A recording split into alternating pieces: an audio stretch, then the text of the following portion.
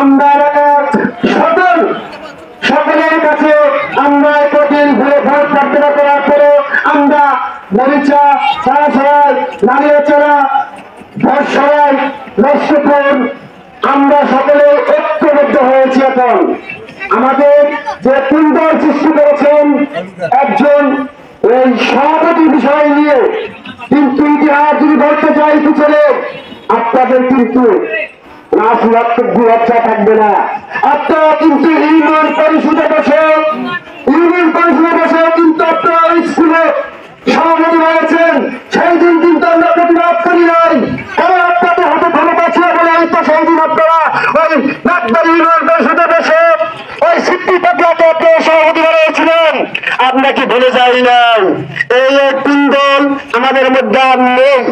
হয়তো সাবেক মন্ত্রী এমপি মহোদয়, আমরা যারা টাকমার্কা, আমি এই ওয়ার্ডের আঞ্চলিক অফিসের সাধারণ সম্পাদক দায়িত্বে ছিলাম, হয়তো তিনি কিন্তু আমরা যাওয়ার পরে বলেছিলেন তারা তো এখন এসেছে, আমি তো আগে ঘোষণা করে দিয়েছি, তাই আমাকে যদি বিষয়টা আগে বলতি তাহলে আর কোনো কথা থাকতো না। যেহেতু সেই এমপি মহোদয় তিনি ঘোষণা করে দিয়েছে, তার কথা কিন্তু প্রত্যাখ্যান করা যায় না।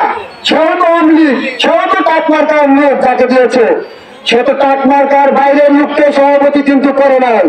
যারা কয়েকজনকে বাকি নেতারা বলতেছেন যে সভাপতি বিষয় না, এখন আর কিন্তু এটা নাই আমাদের মধ্যে আছে। আমরা সবাই এখন ঐক্যবদ্ধ হয়েছি, এলাকার আমাদের স্বীকৃতি, তাকে আমরা ভোট দিব, আমার সরকার ভোট দিব, তার কোনো কথা আমরা শুনবো না। যারা বলেন, আমি তো কি করে বললাম, ওই ঘরে আপনার ইউনিয়ন পরিষদে বসে কিন্তু ছক তৈরি করেছিলেন, আমরা কিন্তু সেই ইতিহাস ভুলে যাই নাই। আমি কিন্তু মাটির বেকুজে ব্যবসা করি, আমার বাড়িতে কিন্তু কায়সারকে ধরে নিয়ে গেছিলেন, সেটা নিবেন আপনারা থানায়, কিন্তু নিয়েছিলেন ইউনিয়ন পরিষদে। ইউনিয়ন পরিষদ কি থানা হয়?